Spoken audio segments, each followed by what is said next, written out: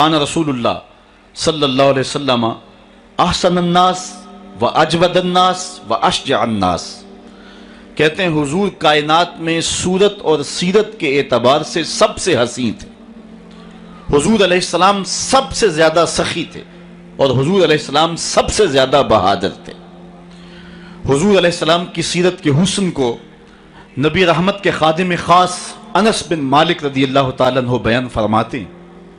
ये बात जहन में रखें, ये वो सहाबी हैं जिनको 10 साल हुजूर की खिदमत की सादत नसीब हुई। 8 साल की उम्र थी कि जब हुजूर मदीने में तशरीफ़ लाए तो हज़रत उम्मे सुलैम जो हज़रत अनस की वालदा हैं हुजूर की खिदमत में इन्हें पेश कर गए। हुजूर ये बेटा है, घर का काम काज किया करेगा, ज़रूरत पड़े तो इसको कहीं भेज लिया करना, ये आपकी नौकरी किया करेगा। 10 साल हुजूर मदीने में गुजारे तो हज़रत अनस ने 10 साल हुजूर की नौकरी की। कहते हैं खदमतु नबिया सल्लल्लाहु अलैहि वसल्लम अशरा सनीन, मैंने पूरे 10 साल हुजूर की नौकरी की है।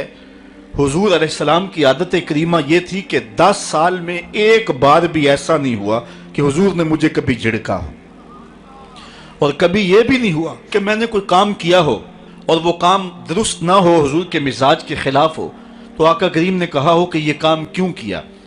और कभी हुजूर ने किसी काम के करने का कहा हो और मैंने ना किया हो तो हुजूर ने कहा हो कि ये काम तुमने जो है वो क्यों नहीं किया। हुजूर कभी अनस कहते थे, कभी उनैस कहते थे।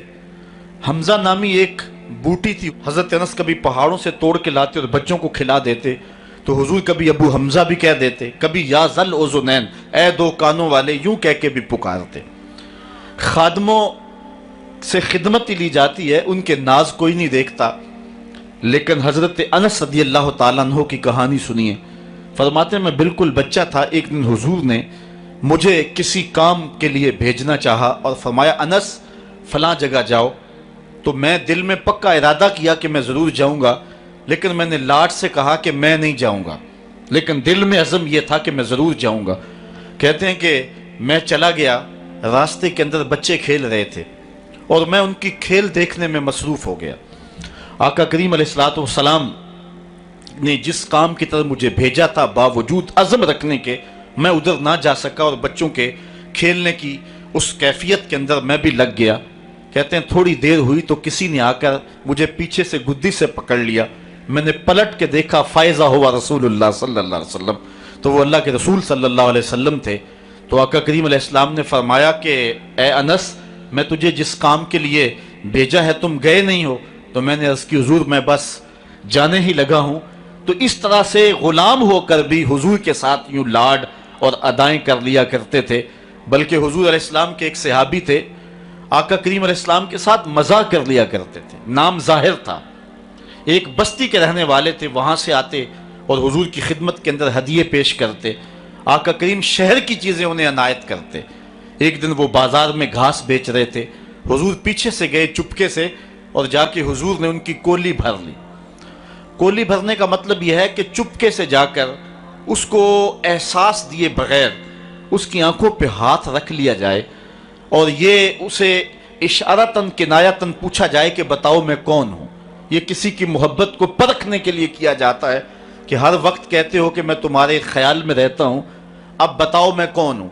तो हज़रत ज़ाहिर घास बेच रहे थे, हुजूर पीछे से गए और चुपके से जाके उनकी आंखों पे हाथ रख लिया। अब हुजूर के हाथ आंखों पे आए हों और पता ना चले किसके हाथ आए हैं, अल्लाहु अकबर। लेकिन हज़रत ज़ाहिर नहीं बोलते। मैं कहता हूं उन्होंने कभी भी नहीं बोलना था।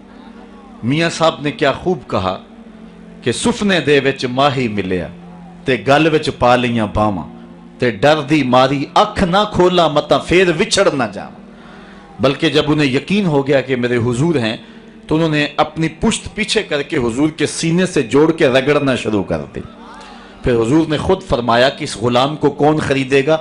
उसने अर्ज़ की हुजूर मुझे किसने खरीदना, मैं तो बहुत सस्ता हूँ। फरमाया तू अल्लाह के नज़दीक बहुत महंगा है। इस तरह एक और सहाबी के बारे में आता है कि वो हुजूर से मजाक कर लिया करता था।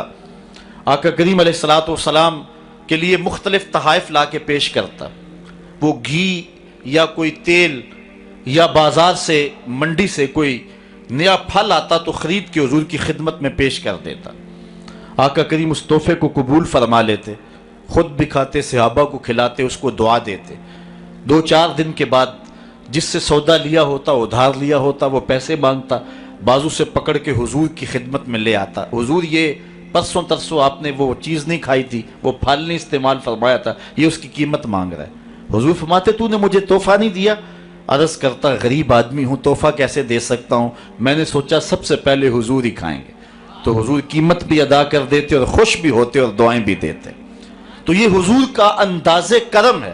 حضرت ابو ہریرہ فرماتے ہیں کہ حضور ہم سے کھیل کود کر لیا کرتے تھے. میں نے ایک دن کہا یا رسول اللہ انکا تداعبنا، آپ ہم سے کھیل کود کر لیتے ہیں؟ تو حضور نے فرمایا کہ میں کھیل کود کے اندر بھی سوائے حق کے علاوہ کچھ نہیں کہتا. میں تم سے مزاح بھی کر رہا ہوتا ہوں، میری زبان پر حق اور صداقت ہی جاری رہتی ہے. یہ حضور کا انداز کرم تھا. علماء نے اس بات کو لکھا ہے اگر حضور کی طبع کے اندر یہ شگفتگی نہ ہوتی، حضور کی طبیعت کے اندر، مزاج کے اندر یہ شگفتگی نہ ہوتی، حضور تبسم کرنے والے نہ ہوتے، کوئی بندہ حضور علیہ السلام کو دیکھنے کی تاب ہی نہ رکھتا اور حضور سے اخذ فیض ہی نہ ہو سکتا. آقا کریم علیہ السلام کے سامنے کوئی ٹھہر ہی نہ سکتا، جو تھا نبوی جلال اس کی کوئی تاب نہ لا سکتا. اس لیے حضور علیہ السلام جب تنہا ہوتے تو حضور کے اوپر رکت طاری ہوتی، اور جب صحابہ کے سامنے ہوتے تو حضرت عائشہ فرماتی ہیں میں نے حضور سے زیادہ مسکرانے والا شخص زمانے میں دیکھا ہی نہیں.